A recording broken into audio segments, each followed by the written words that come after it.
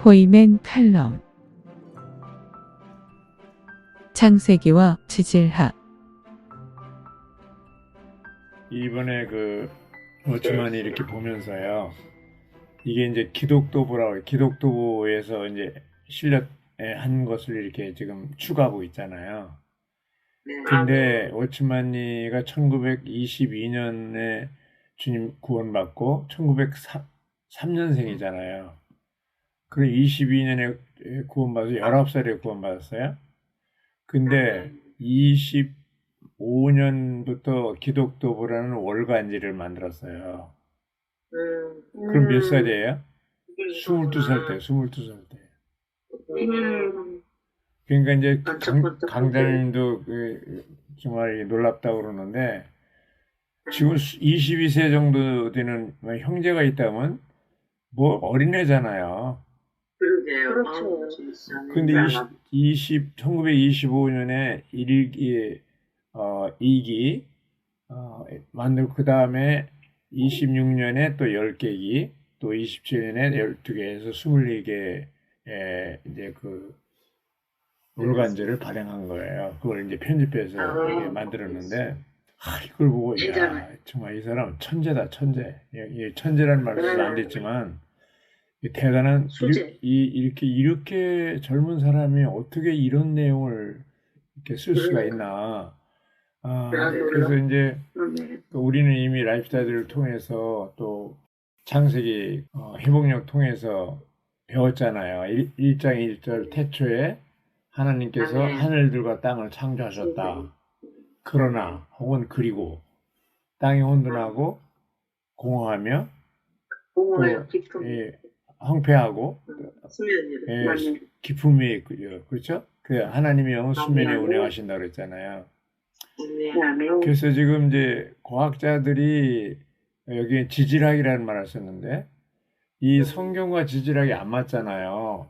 그 이제 우리가 6,000년 역사라고 그러니까 무슨 6,000년이나 몇백만 년 됐다 뭐 억년 됐다 막 하니까 이게 안 맞는 거예요. 그래서 젊은 사람들이 이거를 성경을 안 믿는데 그거를 벌써 1925년에 워치만이는 해답을 얻은 거예요. 첫 번째 창조의 주인공은 천사들이고 천사들이 천사장이 이름이 뭐예요? 루시퍼잖아요. 루시퍼가 어떻게 해요?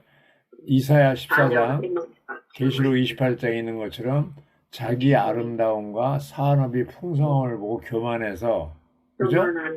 배역을 하잖아요. 하나님.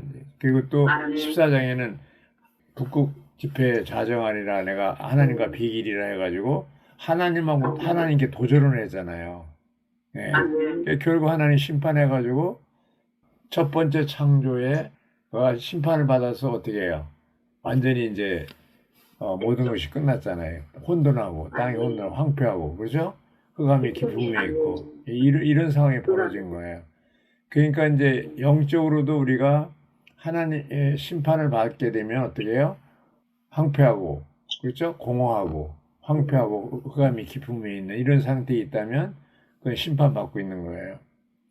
그런 때 그래서 지금 엿새 동안 창조는 뭐냐면 이미 있었던 것을 회복하는 거예요. 그 재창조라는 말이 이미 있었던 거, 그러니까 무에서 유를 만드는 게 아니고 이미 있었어요. 근데 그게 하나님의 심판으로 이렇게 물속에 잠겨 있고, 그렇죠? 묻지? 그렇게 된 거예요. 근데 그 과정을 시간이 없기 때문에 다 얘기 못 드리고요. 이 과정을 거쳐서 결국 엿새 동안 회복했잖아요. 그래 재창조라고 그러잖아요. 창세기 3절부터는 1장 3절부터는 재창조 역사예요. 그리고 전진된 창조 이렇게 얘기하잖아요. 하나는 첫 번째 창조, 원시적인 창조 뭐 이렇게 쓰잖아요. 근데 이런 것을 볼 때 창세기 1장 1절과 1장 2절 사이에 엄청난 기간이 이게 몇백만 년 됐는지 몇 억 년 됐는지 알 수 없어요. 그 시대를 이제 사람들은 지질학적으로 얘기하고 있는 거예요. 근데 실제로 인간 역사는 뭐예요? 6,000년 맞아요. 맞습니다. 그리고 첫째 날, 둘째 날 이렇게 얘기했을 때 그 첫째 날, 둘째 날이 오늘의 첫째 날, 둘째 날 똑같냐? 데이. 24시간이냐? 그거는 24시간 맞아요. 예, 그래서 우리가 이미 주님은 있는 것을 가지고 재창조한 거기 때문에 충분히 그렇게 하실 수가 있는 거죠. 그런데 제가 이제 여러 책들을 보고 이렇게 뭐 모든 책들을 다 보진 않았지만 많은 분들의 책을 이렇게 볼 때 1장 1절과 2절 사이를 이렇게 해석하는 분은 없어요. 워치만이 형제님하고 또 이 워치만님 성경 66권을 이제 각주를 쓰고 이런 것 자료를 사실 위트니스 형제님에게 다 넘겨준 거예요. 네. 위트니스 형님이 그거를 더 추가해서 또 이제 회복력성의 각주를 쓰고 라이프스타일을 쓰고 이렇게 하게 돼. 나중에는 이제 신약의 결론도 쓰고 또 결정 연구도 하고 이런 것이 이제 계속 진행된 거죠. 그러니까 이제 워치만이 형제님의 토대 위에 더 이제 전진시킨 것이 위트니스이거든요. 근데 어쨌든 이렇게 22살에 이 기독도보 해서 창세기를 이렇게 아주 놀랍게 해석할 수 있다는 거는 이건 정말 보통 문제가 아니에요. 누가 이런 사람이 있겠어요. 예. 없습니다. 정말 천년에 한 사람 나올까 말까. 그래서 이런 걸 볼 때 정말 우리가 회복 안에 있다는 것이 너무나 영광스럽고 또 이렇게 워치만이 전집을 또 이번에 추구하면서 이제 느끼는 거잖아요. 예. 너무 이제 잘했어. 앞으로 더 놀랄 거예요, 갈수록. 아니, 20대 초에 이 정도의 이 내용을 썼는데, 얼마나 성경을 많이 후뚜루마뚜루 많이 알고, 그러니까 예를 들면, 그때 당시 어떤 사람이 이제, 워치만이 계시록 그 교회 정통인가 쓰고 나서, 이제 온 거예요. 막 자기하고 따진 거예요, 워치만이하고. 그러니까 대답을 어떻게 하시냐면, 당신이 나하고 이렇게 대화를 하려면 100번 이상 읽고 오라고. 계시록을 100번 이상 읽고 오라고. 그러면 적어도 200번 이상 왔다는 거 아니에요.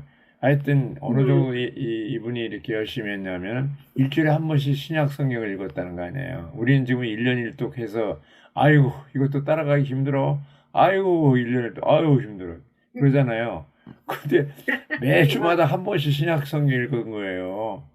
예. 그리고 구약 성경 창세기도 이렇게 벌써 젊은 시절에 창세기 1장 2절과 2절 사이에 그 비밀을 다 얘기했고, 이게 또 여세 동안 해가지고 이제 안식, 아까 이송희 자매니 안식 얘기했나요?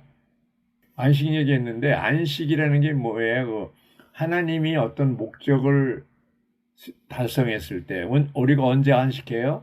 목적이 이루어질 때 안식하잖아요. 아휴, 다 끝내, 일 다 끝났네. 힘들어. 이렇게 해가지고 이제, 그 다음에 좀 안식하잖아요. 그러니까 하나님이 재창조, 두 번째 창조에서 목적이 다 이루어지고 나서 일곱째 날에 안식했다고 그러잖아요. 나중에 이제 그 출애굽기 20장에서 시내산, 거기에서 십계명 주고 율법을 주실 때 그때 안식일을 제정했잖아요. 예. 그래서 이런 걸 볼 때 어쨌든 신약에 와서는 안식이라는 말을 쓰고 그러는데 그건 뭐냐면은 이렇게 시간적인 개념, 하나님 편에서 본 안식, 또 그걸 근거로 해서 사람에게 주신 안식, 이런 것이 날짜적인 개념보다는 오늘날도 안식교는 시간적인 개념, 날짜적인 개념으로 안식일을 지키잖아요. 토요일 날 지키잖아요, 안식일을. 그걸 그대로 하잖아요. 여호와의 증인도 구약 모세율법을 지키고, 여호와의 증인은 현대판 유대교라고 생각하면 돼요. 안식교는 그렇지는 않아요. 안식교는 안식일 지키는 것만 그렇지 굉장히 순수하더라고요. 안식교는. 그래서 이런 식으로 시간적인 개념의 안식일이 중요한 게 아니라 예수님이 뭐라고 해요? 수고하고 무거운 짐진 자들아 다 내게로 오라. 내가 너희를 어떻게 쉬게 한다고 그랬잖아요. 예. 그래서 그분이 그리스도가 오셔서 안식이 되신 거예요. 우리의. 그래서 우리가 정말 그래도 이제 홍자매 이렇게 아픈 걸 보면서 감사한 걸 뭐냐면 아픈 건 아픈 거고 누리는 건 누리는 거 하더라고 또. 그래서 아이고 항상 기뻐하고 쉬지 말고 기도하라. 범사에 감사하라 걸 선포하면서 하고 그런 걸 볼 때 어쨌든 이런 걸 볼 때 우리들 가운데도 우리 속에 계신 그리스도가 우리의 안식이고 우리의 화평이고 아멘. 기쁨이고 그렇죠? 아멘. 예, 우리 사랑이고 아멘. 이런 모든 것 항목들 모든 우리가 지혜를 구하고 싶자 하지만 이미 주님 저에게 지혜를 더하십시오. 저에게 평강을 더하십시오. 안식을 주십시오. 그러면 이미 나한테 너 다 줬다 이렇게 나오는 거 아니에요. 아멘. 그리스도를 얻으면 그 모든 것을 다 얻은 것이라는 거 아니에요. 이 한마디가 이게 엄청난 말이에요, 사실은. 그렇잖아요. 이 어디 가서 이런 말을 들어요, 우리가. 예. 그래서 이제 주님께서 우리 모두에게 은혜를 주셔서 정말 이러한 안식하고 또 여기 이제 메시지 이번에 8번에 다이제스트 미니스트리 거기에 그 내용이 나와요. 그 부분을 제가 이제 좀 읽어드리고 마치려고 그러는데요. 바울이 갈라디아서를 썼을 당시에 그리스도인들은 율법 준수자들인 유대교도들에 의해 괴로움과 어려움을 당하고 영향을 받아 빗나가게 되었습니다. 유대교도들은 그리스도인인 것처럼 가장했지만 여전히 모세의 율법에 충성을 다했습니다. 그들은 이방인 믿는 이들에게 율법을 지키도록 강요했습니다. 무슨 말인지 알죠? 율법 지키도록 한 거예요. 그들의 영향을 받은 믿는 이들은 복음의 복을 놓치고 있었습니다. 그렇죠? 복음의 복을 놓친 거 아브라함이고 바울은 이와 같은 배경 아래에서 이 서신 갈라디아서를 썼습니다. 오늘 우리가 갈라디아서를 통해서 배울 수 있는 것은 뭐냐? 모든 것을 포함하신 그리스도를 받아들이고 체험하고 누려야 한다는 것입니다. 모든 것을 포함한 그리스도, 모든 것을 포함한 영을 누리고 체험하고 받아들이고 체험하고 누려야 한다는 거고요. 그러기 위해서 우리는 다만 영 안에 살고 행하고 처신해야 합니다. 지금 그리스도는 우리 안에 살고 계시며 그리스도의 형상을 이루기까지 계속 일하고 계십니다. 이 일이 현 시대에 이루어져야 합니다. 이 말이 중요한 거예요. 이 그리스도의 형상이 이루어지는 것이 장래 주님 오실 때 이루어지는 게 아니고 현 시대에 이루어지는 거예요. 아멘. 이건 정말 우리에게 놀라운 또 하나의 축복입니다.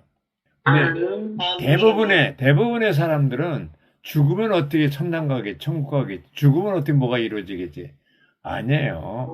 현 시대에 이루어지지 않으면, 현 시대에 이기는 생활을 하지 않으면 주님이 오셔서 심판하실 때 이기는 이들로서 인정받지 못합니다. 그러니까 현 교회 생활, 은혜 시대에 그리스도의 형상이 이루기까지라는 말을 썼잖아요. 이거 참 잘 보셔요. 이 4장 19절에 주님이 이제 바울이 해산의 진통을 겪는다고 그럴 때 언제까지냐면 그리스도의 형상이 이루어지기까지라는 말을 썼어요. 그러면 죽은 후에 장래예요? 아니면 현 시대예요? 현 시대라니까요. 예. 어쨌든 우리가 이 땅에서 어떤 환경, 어떤 시험 여러 가지 온다 하더라도 자, 결국 뭐예요? 그리스도의 형상이 내 안에서 이루어지는 그것이 결국은 이제 목표잖아요.